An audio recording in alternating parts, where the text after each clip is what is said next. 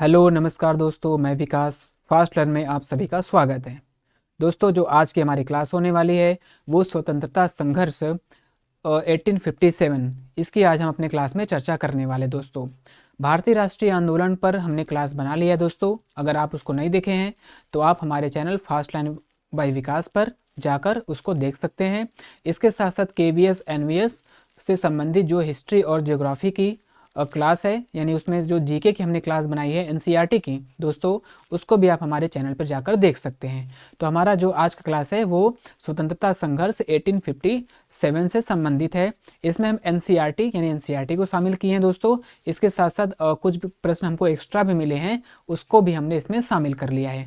तो हम शुरू करते हैं दोस्तों अपनी क्लास को। हमारा जो क्लास है, सबसे पहला यहाँ पर क्या है, यहाँ पर है कि जब जनता बगावत करती है, यानी जनता बगावत करती है। और यहाँ पर जो एनसीईआरटी है, सबसे पहले हमने एनसीईआरटी को ही शामिल किया है।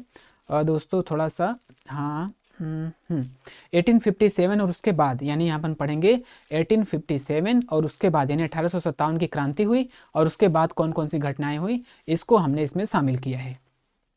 सबसे पहला हमारा जो यहाँ प्रश्न बना है कि किस गवर्नर जनरल ने ऐलान किया था, यानी शुरुआत कैसे होती है। जो 1857 की क्रांति हुई है तो उसका एक बैकग्राउंड है, यानी शुरुआत होता है कि पहले किस तरह से सैनिकों में असंतोष हुआ, फिर लोगों ने क्या किया, विद्रोह थोड़ा किया, फिर धीरे धीरे वो एक क्रांति का क्या करती है, रूप ले लेती है। ठीक है दोस्तों, तो किस गवर्नर जनरल ने ऐलान किया था कि बहादुर शाह जफर की मृत्यु के बाद बादशाह के परिवार को लाल किले से बाहर कर दिया जाएगा। यानी अगर बहादुर शाह की मृत्यु हो जाती है तो बादशाह है, जो उनके परिवार हैं, उन्हें क्या किया जाएगा, लाल किले से बाहर कर कर मतलब उनको कहीं और शिफ्ट कर दिया जाएगा। तो ये कहने वाले कौन थे, ये कहने वाला था 1849 में गवर्नर जनरल डलहौजी ने ऐलान किया था कि बहादुर शाह जफर की मृत्यु के बाद बादशाह के परिवार को लाल किले से निकालकर उसे दिल्ली में कहीं और बसाया जाएगा। ठीक है दोस्तों, तो उत्तर क्या हो जाएगा, यहाँ पर किसने कहा था, ये कहा था डलहौजी ने। तो यहाँ पर डलहौजी ने कहा था कि जो बहादुर शाह है उनको क्या किया जाएगा, निकाल दिया जाएगा, उनके मृत्यु के बाद उनके परिवार को, ये डलहौजी ने कहा था। फिर किस गवर्नर जनरल के द्वारा यह फैसला किया गया कि बहादुर शाह जफर आखिरी मुगल बादशाह होंगे। हम लोग पढ़ते हैं ना दोस्तों कि जो आखिरी मुगल बादशाह हैं वो कौन है, अब बहादुर शाह जफर हैं। तो किसने ये डिसाइड किया था, तो यहाँ पर जो कैनिंग था, 1856 में कैनिंग ने कहा, फैसला किया कि बहादुर शाह जफर आखिरी मुगल बादशाह होंगे, ये कैनिंग ने कहा। उनकी मृत्यु के बाद उन्हें उनके किसी भी वंशज को बादशाह नहीं माना जाएगा। तो ये कहने वाला कौन था, ये यानी किसने डिसाइड किया था, तो डिसाइड किसने किया था, कैनिंग ने किया था। अवध का विलय अंग्रेजों द्वारा डैश में किया गया, इसको हम पिछले क्लास में भी देखे थे, यहाँ पर भी आ गया दोस्तों। तो 1801 में, यानी जो सहायक संधि है अवध में, अवध पर जो है सहायक संधि कब थोपी गई थी, तो वो 1801 में थोपी गई थी। और फिर धीरे धीरे क्या है, 1856 आते आते अंग्रेजों ने क्या कर लिया था, अवध को अपने कब्जे में कर लिया था। और कौन सा आरोप लगाया था दोस्तों, कुशासन का आरोप लगाकर। ये भी प्रश्न में आ सकता है कि जो अवध का विलय अंग्रेजों के द्वारा किस आधार पर किया गया था। हमने पिछले क्लास में इसको पढ़ा भी है कि इसको कुशासन के आधार पर किया था। किस वर्ष सिपाहियों ने समुद्र के रास्ते बर्मा जाने के आदेश को मानने से इनकार कर दिया। यानी जो भारतीय सिपाही हैं पहले वो क्या करते थे, वो समुद्र को जो पार करना एक तरह से अपशकुन मानते थे। तो उन्होंने क्या किया, समुद्र बर्मा, यानी अंग्रेज जो है वो भारतीय सिपाहियों को बर्मा भेजने का प्रयास करते हैं किसी युद्ध में शामिल होने के लिए। तो 1824 में सिपाहियों को कंपनी की ओर से लड़ने के लिए क्या है, समुद्र के रास्ते बर्मा जाने का आदेश मिलता है। तो उन्होंने इस हुक्म को मानने से क्या कर दिया, इनकार कर दिया दोस्तों। तो 1824 में जो अंग्रेज है भारतीय सिपाहियों को बर्मा भेजते हैं और क्या करते हैं, उनको युद्ध में शामिल होने के लिए, लेकिन जो हमारे भारतीय सैनिक हैं वो समुद्र को पार करने से इनकार कर देते हैं। कब, ये घटना है 1824 की। तो उत्तर हमारा यहाँ पर 1824 हो जाएगा। कंपनी के द्वारा डैश कानून, जब सिपाहियों ने क्या किया, जब सिपाहियों ने समुद्र को पार करने से मना कर दिया तो अंग्रेजों ने क्या किया, एक कानून बना दिया। और उस कानून में प्रावधान किया गया कि जो भी सैनिक यानी कि अंग्रेजी सेना के तहत काम करेंगे उन्हें समुद्र यानी आवश्यकता पड़ने पर समुद्र क्या करना पड़ेगा, पार करना पड़ेगा। ये कानून के द्वारा क्या कर दिया गया, एक तरह से उनको प्रतिबद्ध कर दिया गया। ये जो कानून थी वो थी 1856 की। ठीक है दोस्तों, इसी तरह से जो धीरे धीरे भूमिका है वो यानी 1856 में उनके क्या किया गया, उनको प्रतिबद्ध कर दिया गया कि यानी उनको समुद्र पार करना पड़ेगा यदि वो अंग्रेजी सेना के तहत काम करते हैं तब। डैश के बाद के कंपनी ने, यानी कि किसके बाद, डैश का मतलब यानी किसके बाद कंपनी ने ईसाई मिशनरियों को खुलकर काम करने और संपत्ति जुटाने की छूट दे दी। यानी किस वर्ष के बाद, यानी कब से जो ईसाई मिशनरी हैं वो ईसाइयों को, नहीं सॉरी दोस्तों, जो कंपनी है उसने ईसाई मिशनरी को खुलकर काम करने और संपत्ति जुटाने का क्या कर दिया, खुला छूट दे दिया।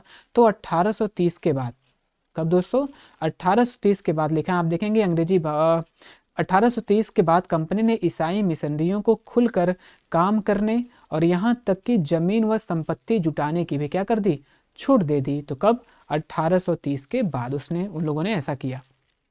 फिर यहाँ पर और एक प्रश्न है, 1850 में एक नया कानून भी बनाया, यानी जो कंपनी है उन्हें 1850 में क्या बनाया, एक कानून बनाया। इसमें ईसाई धर्म को अपनाना और आसान बना दिया। इसने ऐसा इसलिए किया ताकि जो हमारे भारतीय लोग हैं वो भी ईसाई धर्म को तेजी से अपना सकें।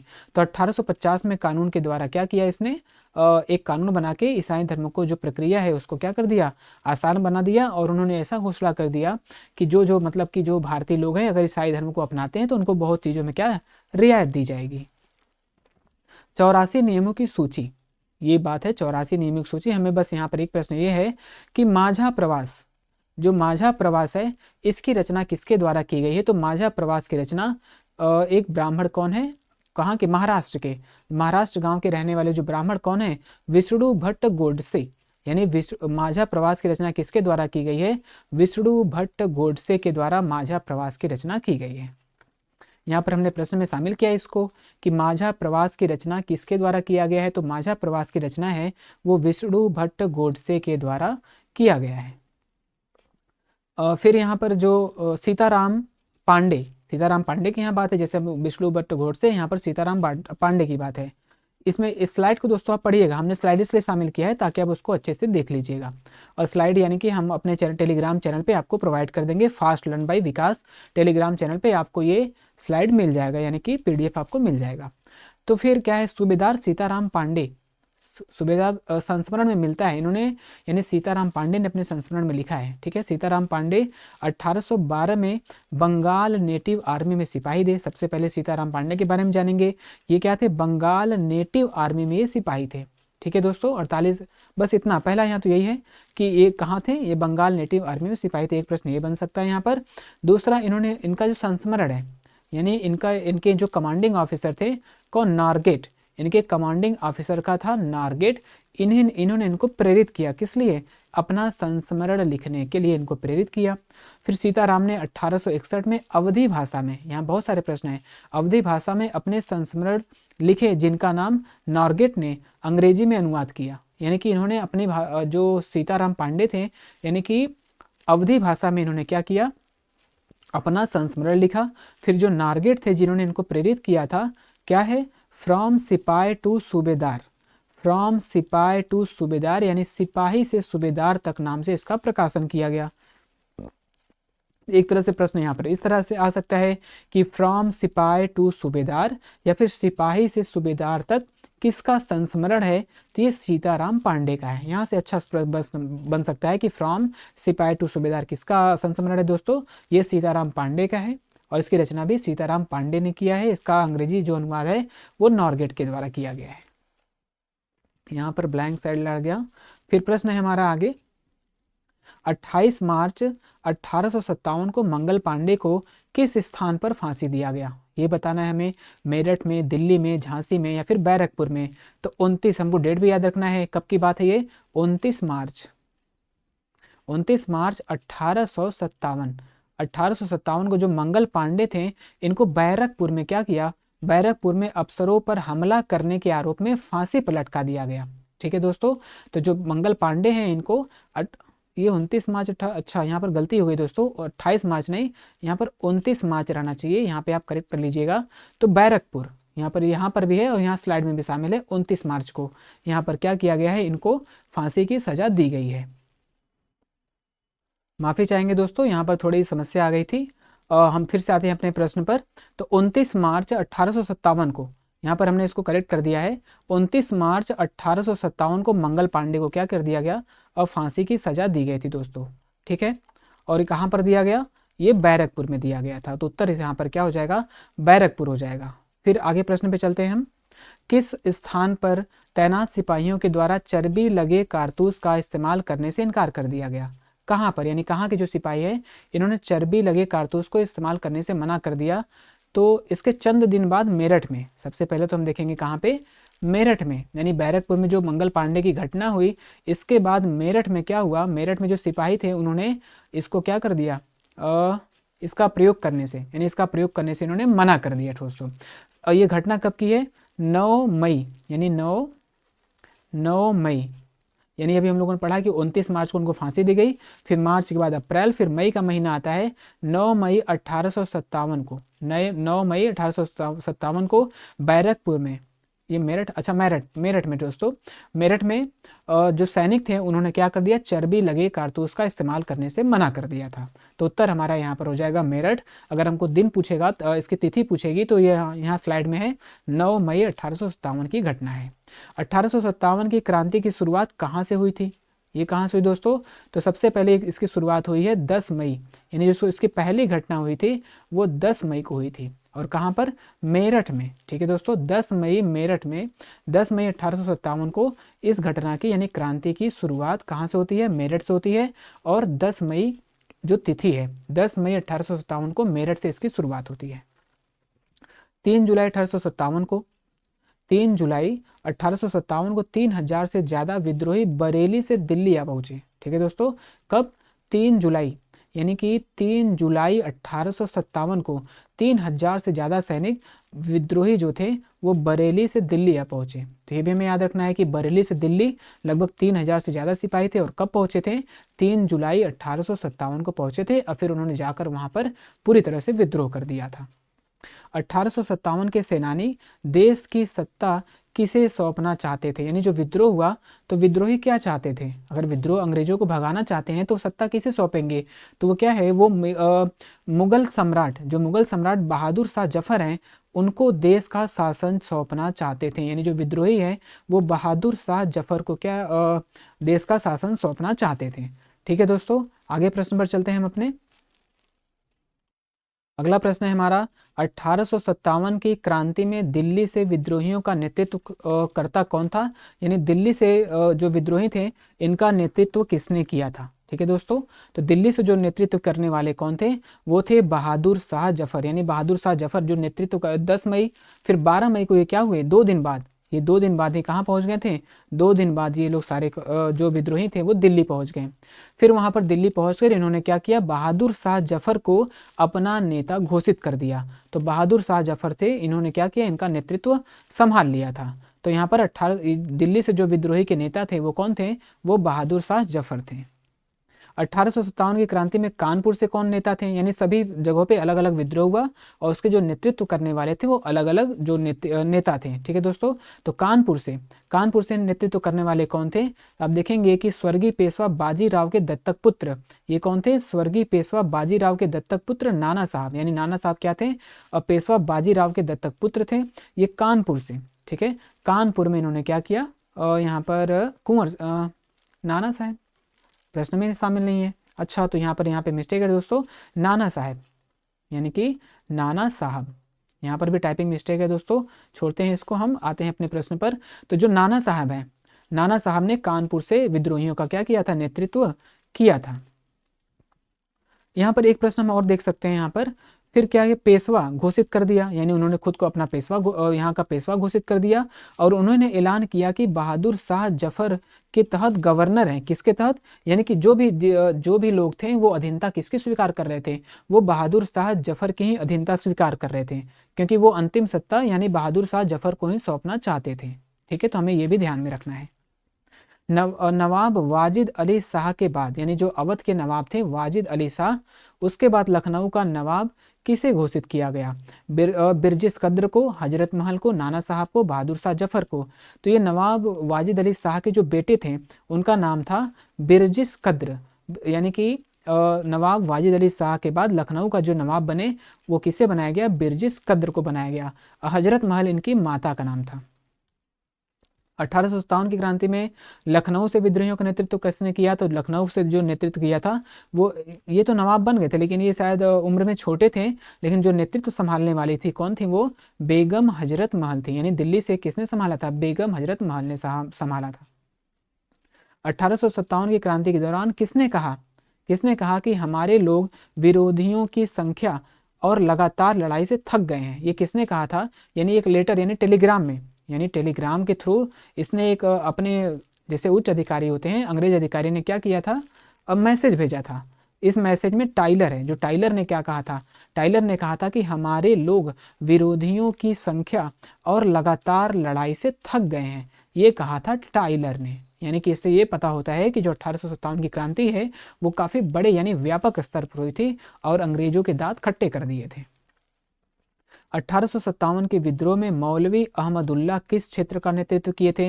यानी जो मौलवी अहमदुल्ला हैं किस क्षेत्र से संबंधित थे? तो ये फैजाबाद, ये किससे दोस्तों? फैजाबाद से संबंधित थे। और मौलवी अहमदुल्ला शाह ने भविष्यवाणी कर दी कि अंग्रेजों का शासन जल्दी खत्म हो जाएगा।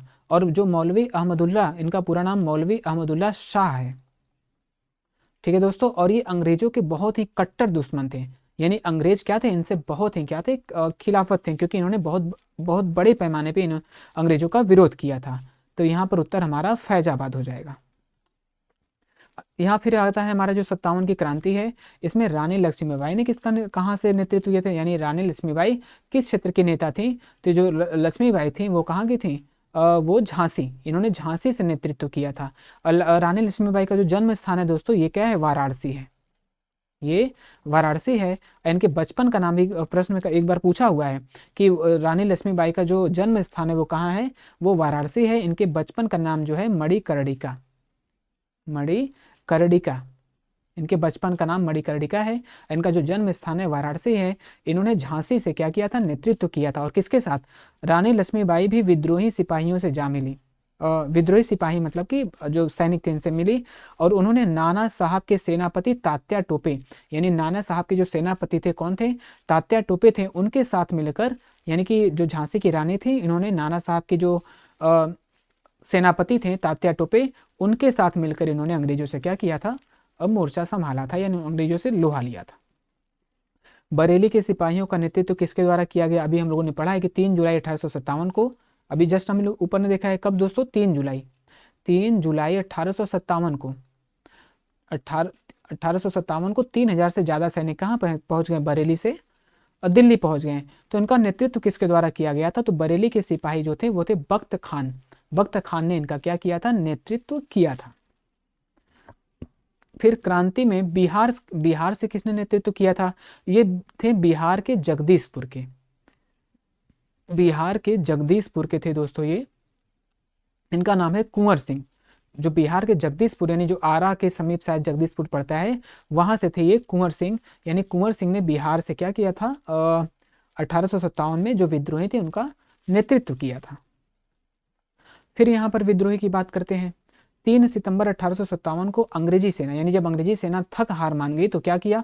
फिर उसने 3 सितंबर 1857 को अंग्रेजी सेनाओं को ज़्यादा हथियार, गोले आदि पहुंचाए गए। यानी 3 सितंबर 1857 को, यानी गोले बारूद इनको और भी दिए गए ताकि यहाँ के लोगों से लड़ सकें। और ये इस जो इनकी कतार थी, यानी जो इतने गोले बारूद आए कि इसकी जो लंबाई थी लगभग 7 मील के बराबर थी। यानी इतने हाथी घोड़ों यानी गाड़ियों से लगकर इनके जो गोला बारूद वहां से आ रहे थे।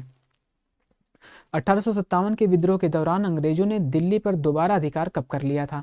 ठीक है दोस्तों, यानी कि जब 1857 की क्रांति हुई तो पहले तो विद्रोहियों का अधिकार हो गया था, बाद में जो अंग्रेज हैं वो दिल्ली पर अपना पुनः अधिकार कब कर लिए थे? तो दिल्ली सितंबर 1857 में दिल्ली दोबारा अंग्रेजों के कब्जों में आ गई। अंतिम मुगल बादशाह बहादुर शाह जफर पर मुकदमा चलाया गया और उन्हें आजीवन कारावास की सजा दे दी गई। तो कब दोस्तों? सितंबर 1857 में। तो हमारा विकल्प यहाँ पर एक है, यानी सितंबर 1857 में दिल्ली पर अंग्रेजों ने पुनः अपना कब्जा कर लिया था। बहादुर शाह को सजा सुनाने के बाद उन्हें कहाँ भेजा गया? यानी जब उन्हें आजीवन सजा सुना दी गई तो यहाँ पर उनके जो बेटे थे उनके बेटों को उनके सामने ही गोली मार दी गई। जो बहादुर शाह जफर के बेटे थे उनके सामने उनको गोली मार दी गई। बहादुर शाह जफर और उनकी पत्नी जीनत महल, तो उनकी पत्नी का भी नाम याद रखिएगा दोस्तों। बहादुर शाह जफर की जो पत्नी थी इनका नाम था जीनत महल। इनको अक्टूबर 1858 में रंगून जेल भेज दिया गया। और रंगून जेल कहाँ था उस समय? जो रंगून जेल है वो बर्मा में स्थित है।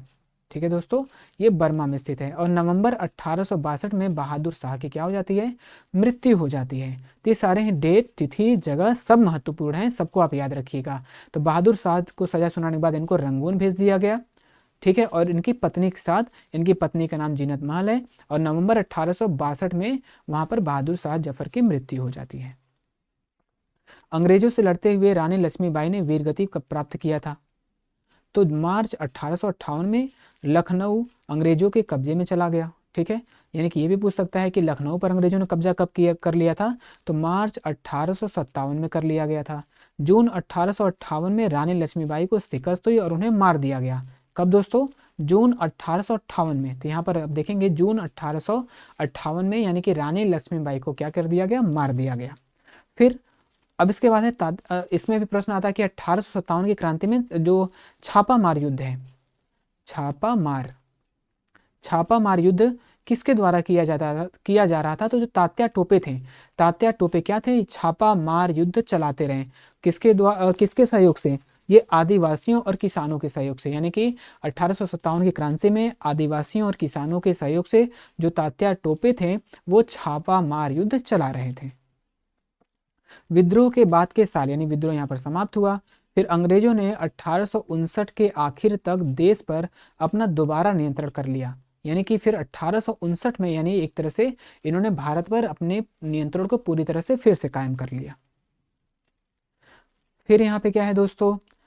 फिर 1857 की जो क्रांति हुई उसका क्या प्रभाव पड़ा? यानी क्या हम लोगों ने देखा ना कि 1857 और उसके बाद, तो उसके बाद कौन कौन सी घटना हुई? तो क्रांति के बाद सबसे पहला क्या होता है कि ब्रिटिश संसद ने 1858 में एक नया कानून पारित किया।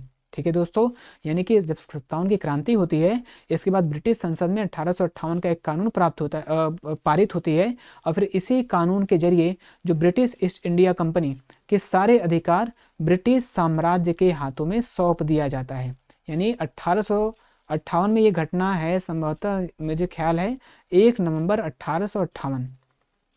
ठीक है दोस्तों, यहाँ पर क्या होती है? जो ब्रिटिश साम्राज्य है, ब्रिटिश साम्राज्य के अधीन, यानी कि जो कंपनी का शासन है अब किसको दे दिया गया?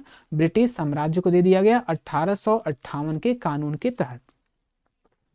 किस वर्ष यहाँ पर देखिए है दोस्तों, किस वर्ष के कानून के तहत किसके द्वारा भारत के गवर्नर जनरल को वायसराय के नाम से जाना जाने लगा? तो जो 1858 का कानून बना था जिसमें भारत का जो कंपनी का सत्ता था वो ब्रिटिश गवर्नमेंट को दे दिया गया, उसी कानून में जो भारत के गवर्नर जनरल थे उनको वायसराय का नाम भी दे दिया गया। तो किस किस कानून में? 1858 के कानून में। और यहाँ पर भी है टाइपिंग मिस्टेक, हम इसको 1858 बना देते हैं और विकल्प हमारा यहाँ एक सही हो जाएगा। 1858 के कानून में क्या है? गवर्नर जनरल को वायसराय का ओहदा दे दिया गया। सेना की बात करें यहाँ पर, जो सेना थी 1857 को जब विद्रोह हो जाता है तो उन्होंने सेना में भी कटनी छटनी वो करना प्रारंभ कर देते हैं। अब दिया है यहाँ पर कि अवध, बिहार, मध्य भारत और दक्षिण भारत में सिपाहियों की भर्ती करने की बजाय अब गोरखा, सिख और पठानों में से ज़्यादा सिपाही भर्ती किए जाने लगे। किसका दोस्तों? गोरखा का, सिखों का और पठानों का। ठीक है, यानी अब इनका भर्ती किया जाने लगा क्योंकि जो अवध में 57 की जो क्रांति हुई थी इसमें जो सैनिक थे वो अवध से सबसे ज़्यादा थे। बिहार और मध्य भारत से भी थे लेकिन उसमें सबसे ज़्यादा जो सैनिकों की संख्या थी वो अवध से थी। जून 1857 में विद्रोही टुकड़ी ने रेजिडेंसी को कब्जे में ले लिया। रेजिडेंसी को, यानी जून 1857 विद्रोही टुकड़े ने रेजिडेंसी को कब्जे में ले लिया। जो रेजिडेंसी थे उसको कब्जे में ले लिया। बहुत सारे अंग्रेज, औरत, मर्द, यानी बहुत सारे यहाँ पर लिखे गए हैं, देखिएगा आप उसको। लेकिन यहाँ पर बस 2 प्रश्न है हमारा यहाँ पर कि जून 1857 में विद्रोही टुकड़ियों ने क्या किया? रेजिडेंसी को अपने कब्जे में ले लिया। ठीक है दोस्तों, एक प्रश्न हमारा ये बनता है। दूसरा है कि जो लखनऊ यानी अवध के चीफ कमिश्नर कौन थे? अवध के जो चीफ कमिश्नर थे वो थे हेनरी लॉरेंस। अवध के चीफ कमिश्नर हेनरी लॉरेंस थे, यानी लखनऊ का जो इलाका है, लखनऊ भी इसको कहते हैं, यानी अवध के कौन थे, हेनरी लॉरेंस थे। और फिर इनको क्या है, वहाँ विद्रोहियों द्वारा इनको मार दिया गया था। ये भी प्रश्न में आता है कि जो हेनरी लॉरेंस है इनको विद्रोहियों द्वारा कहाँ मारा गया था, तो इनको लखनऊ में मारा गया या फिर अवध में मारा गया, और ये अवध के चीफ कमिश्नर थे, ये भी प्रश्न में पूछता है। तो विद्रोह के दौरान हेनरी लॉरेंस को कहाँ पर मारा गया था दोस्तों, तो ये मारा गया था अवध में। अवध भी कह सकते हैं, उत्तर हम लखनऊ भी कर सकते हैं, यानी लखनऊ में भी इनको मारा गया था। पीडीएफ दोस्तों इसका हमारे channel Fast Learn by Vikas पे आपको मिल जाएगा। आप हमारे Telegram channel Fast Learn by Vikas पर ज्वाइन होकर इसका पीडीएफ आपको वहां पर प्रोवाइड करा दिया जाएगा। मंगल पांडे किस सिपाही किस, यहाँ पर हम लोग जो एनसीईआरटी था दोस्तों, हमने कहा ना कि एनसीईआरटी और फिर उसके बाद जो हमको एक्स्ट्रा प्रश्न मिला है हमको उसको शामिल कर लिया है। तो एनसीईआरटी जो है थे अब हमारा समाप्त हो गया है। अब कुछ हमारे एक्स्ट्रा प्रश्न हैं उसको भी हमने शामिल कर लिया यहाँ पर। तो जो मंगल पांडे हैं वो किस नेटिव इन्फेंट्री से संबंधित थे, ठीक है दोस्तों। जो मंगल पांडे जो सैनिक थे, सिपाही थे, वो 34वीं नेटिव इन्फेंट्री के सिपाही थे। ये भी प्रश्न में आते, सारे प्रश्न पूछे हुए हैं दोस्तों, यहाँ पर जितने भी प्रश्न हैं हमने प्रीवियस ईयर पेपर से ढूंढ के या फिर कहीं से भी सारे प्रश्न ये पूछे गए प्रश्न हैं और इंपॉर्टेंट प्रश्न है। तो 34वीं नेटिव इन्फेंट्री से मंगल पांडे उसमें सिपाही थे। 1857 की घटना का जो प्रतीक था वो क्या था, 1857 की जो घटना का प्रतीक था सिंह, कमल और रोटी, कमल या फिर तलवार। तो ये घटना का जो प्रतीक था वो था कमल और रोटी, यानी जो 1857 की घटना हुई उसका प्रतीक क्या था, वो था कमल और रोटी। 1857 के विद्रोह के दौरान सर्वप्रथम होने वाली घटना क्या थी, बहादुर शाह जफर को बादशाह बनाना, सैनिकों का दिल्ली पहुंचना, मंगल पांडे को फांसी देना, दिल्ली पर कब्जा होना। तो सबसे पहले 10 मई को इन्होंने क्या किया था, 10 मई को मेरठ में इन्होंने विद्रोह कर दिया। तो वो नहीं, अगर वो रहता तो सबसे पहली घटना वही होती। लेकिन इसके बाद 10 मई के बाद 12 मई, यानी 12 मई को ये कहाँ पहुँच गए, 12 मई या 11 मई दोस्तों, इसमें थोड़ा कन्फ्यूजन है, इसके लिए माफ़ी चाहेंगे। आप एक बार इसको चेक कर लीजिएगा कि 12 मई या 11 मई को, यहाँ पे डेट नहीं हमको बात करना है, तो बस ऐसे बात कर रहे हैं। लेकिन सैनिकों का दिल्ली पहुँचना, यानी मेरठ से जब ये विद्रोह किए सैनिक जब मेरठ से विद्रोह करते हैं तो सीधे कहाँ पहुँच जाते हैं, दिल्ली पहुँच जाते हैं। तो सबसे पहले जो घटना है सैनिकों का दिल्ली पहुँचना। क्रांति के दौरान अंग्रेजों ने सबसे पहले किस क्षेत्र का पुनः कब्जा कर लिया था, यानी जब क्रांति हुआ था उसके बाद अंग्रेजों ने सबसे पहले अपना पुनः कब्जा कहाँ पर किया था, तो वो किया था दोस्तों दिल्ली में। यानी अंग्रेजों ने दिल्ली पर सबसे पहले, यानी दिल्ली क्षेत्र था वहाँ पर सबसे पहले अंग्रेजों ने क्रांति के बाद अपना कब्जा कर लिया था। रानी लक्ष्मीबाई का समाधि स्थल कहाँ है, रानी लक्ष्मीबाई के बारे में हम लोग पढ़े हैं, जो तात्या टोपे के साथ मिलकर अंग्रेजों से क्या की, लड़ाई लड़ी। इनका जो समाधि है वो ग्वालियर में है, इनका जो मूल नाम मणिकर्णिका है, इनका जो जन्म स्थान है वो वाराणसी है। ये सारे भी प्रश्न पूछे जाते हैं, हम ऐसे ही चर्चा नहीं कर रहे हैं दोस्तों। ये जिनका मूल नाम है, इनका जो जन्म स्थान है, इनका जो ये अभी समाधि है, ये सारे ही प्रश्न पूछे जाते हैं। क्रांति के दौरान रानी लक्ष्मीबाई के संबंध में किसने कहा था, भारतीय विद्रोहियों में यहाँ सोई हुई औरत अकेली मर्द थी, ये किसने कहा था। सबसे पहले किसके संबंध में कहा गया, ये लक्ष्मीबाई के संबंध में कहा गया। ये किसने कहा, हीरोज ने, नील ने, हेनरी लॉरेंस ने, जेम्स आउटरम ने। तो भारतीय विद्रोहियों में यहाँ सोई हुई औरतों में अकेली मर्द थी, ये कहने वाला कौन था, कैप्टन जो हीरोज था, इसने कहा था रानी लक्ष्मीबाई के संबंध में।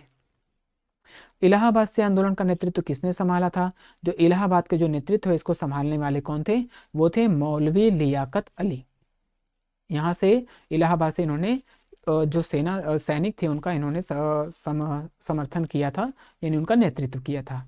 विद्रोह में किस क्षेत्र के सैनिकों की संख्या सर्वाधिक थी, जैसे अभी हम लोगों ने ऊपर बताया है कि जो विद्रोह था उसमें सैनिकों की जो सबसे सर्वाधिक संख्या थी वो कहाँ की थी, वो अवध की थी।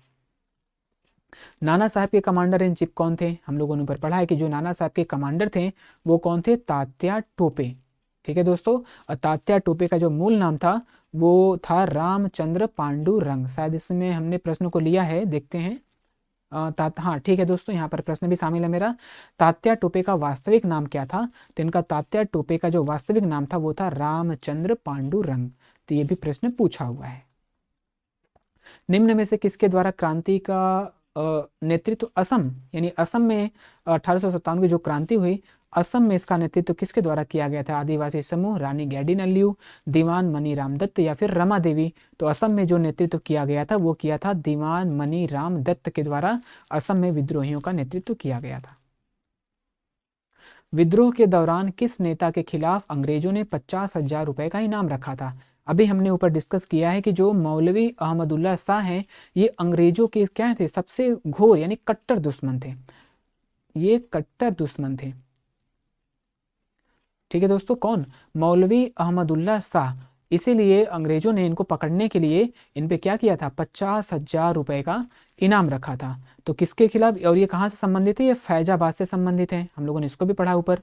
इनका संबंध किससे है? फैजाबाद से है। और इन पर 50,000 रुपए का इनाम रखा गया था। 1857 की क्रांति को किस उर्दू शायर ने अपनी आंखों से देखा और इसका वर्णन किया था? तो वो देखने वाले कौन थे? मीर तकी मीर, मिर्जा गालिब, मोहम्मद इकबाल, इकबाल फैजाबादी। तो कौन उर्दू कवि थे, या फिर उर्दू कवि या फिर उर्दू शायर भी आता है प्रश्न में। ये कौन थे? वो थे मिर्जा गालिब। ये कहाँ के रहने वाले थे? आगरा के रहने वाले थे। ये दोस्तों इनका स्थान जो, यानी इनका ये आगरा के रहने वाले थे। 1857 की क्रांति को इन्होंने अपने आंखों से देखा और इसका इन्होंने वर्णन भी किया है। 1857 की क्रांति में किस राजवंश ने अंग्रेजों की सहायता की थी? तो जो अंग्रेजों की सहायता करने वाले थे वो इंदौर के होलकर, ग्वालियर के सिंधिया, नागपुर के भोसले, रामगढ़ के लोधी। तो अंग्रेजों की सहायता जो करने वाले थे वो थे ग्वालियर के सिंधिया। यानी जो ग्वालियर के सिंधिया थे इन्होंने अंग्रेजों का जमकर क्या किया था, एक तरह से सपोर्ट किया था, समर्थन किया था। इसमें किसी अंग्रेज ने, अधिकारी ने कहा भी है, उसका नाम हमें नहीं याद आ रहा है, उसने कहा था कि अगर ग्वालियर के सिंधिया हमारा सपोर्ट नहीं किए होते, उस समय शायद कैनिंग नहीं था, उस समय कैनिंग ही था, तो कैनिंग ही नहीं कहा होगा। अगर ग्वालियर के सिंधिया अगर हमारा समर्थन नहीं किए होते, हम लोग का सपोर्ट नहीं किए होते, तो हमारा बोरिया बिस्तर कब का बन चुका होता। ये कहा था किसने? शायद कैनिंग ने ही कहा था दोस्तों। और ये सहयोग करने वाला कौन थे? सहयोग करने वाले जो ग्वालियर के सिंधिया थे। 1857 के संघर्ष के दौरान भारत का गवर्नर जनरल कौन था? तो गवर्नर जनरल भारत का कौन था? वो था कैनिंग। यानी कि 1857 क्रांति के समय जो गवर्नर जनरल भारत का कैनिंग ही था, लॉर्ड कैनिंग ये कहते हैं इसे। 1857 के विद्रोह के दौरान ब्रिटिश प्रधानमंत्री कौन था? ये सारे प्रश्न पूछे जाते साथ सभी महत्वपूर्ण प्रश्न है दोस्तों। तो चर्चिल, एटली, ग्लैडस्टोन और विस्कॉन्ट पाम्स्टन। तो जो इंग्लैंड का प्रधानमंत्री था, ब्रिटेन का, वो कौन था? वो था विस्कॉन्ट पाम्स्टन। जब 1857 की क्रांति भारत में हुई तो पाम्स्टन वहां का प्रधानमंत्री था। किसने, यानी 1857 के विद्रोह को किसने षड्यंत्र की संज्ञा दी है? किसने कहा था, यानी किस अंग्रेज अधिकारी ने इसको षड्यंत्र कहा था? तो जेम्स आउट्रम, डब्ल्यू टेलर, दोनों। तो दोनों ने कहा था, यानी जेम्स आउट्रम और डब्ल्यू टेलर, इन दोनों ने ही 1857 के जो विद्रोह हुआ इसे षड्यंत्र की संज्ञा दी थी। किस इतिहासकार के द्वारा 1857 की क्रांति को स्वतंत्रता की पहली लड़ाई कहा गया है, या इसे स्वतंत्रता का जो प्रथम संग्राम कहा गया है, किसके द्वारा कहा गया है? आरसी मजुमदार, वीडी सावरकर, अशोक मेहता, एसएन सेन। तो स्वतंत्रता का प्रथम संग्राम किसके द्वारा कहा गया दोस्तों? तो ये कहा गया है वीडी सावरकर के द्वारा कहा गया है। 1857 ये बुक का नाम है। 1857 की रचना किस इतिहासकार के द्वारा किया गया है?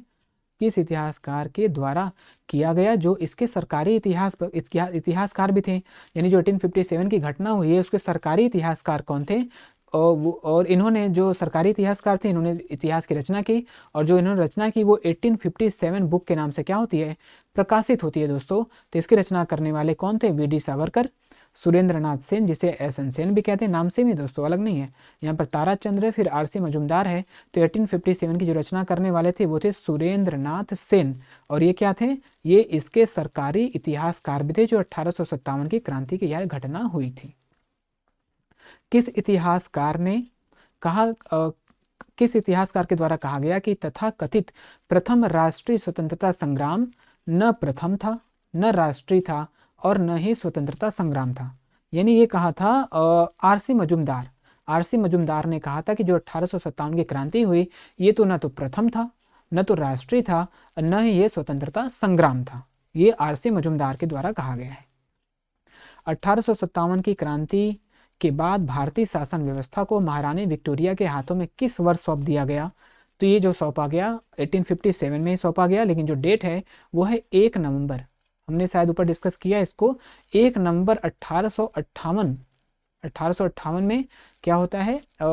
एक सभा होती है, इसमें जो ब्रिटिश सत्ता को भारत का जो कंपनी का जो सत्ता है वो ब्रिटिश शासन को सौंप दिया जाता है। तो किस तिथि को? 1 नवंबर 1857 को इसको सौंप दिया जाता है।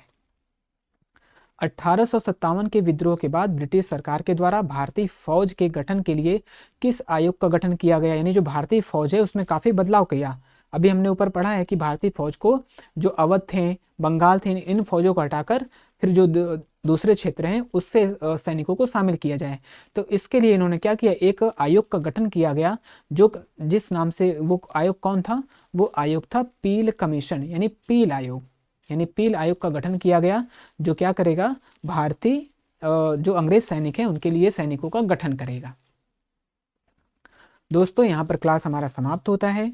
आप fast Learn by Vikas Telegram channel पे जुड़िएगा दोस्तों, वहाँ पर आपको इसका जो PDF है प्रोवाइड कर दिया जाएगा।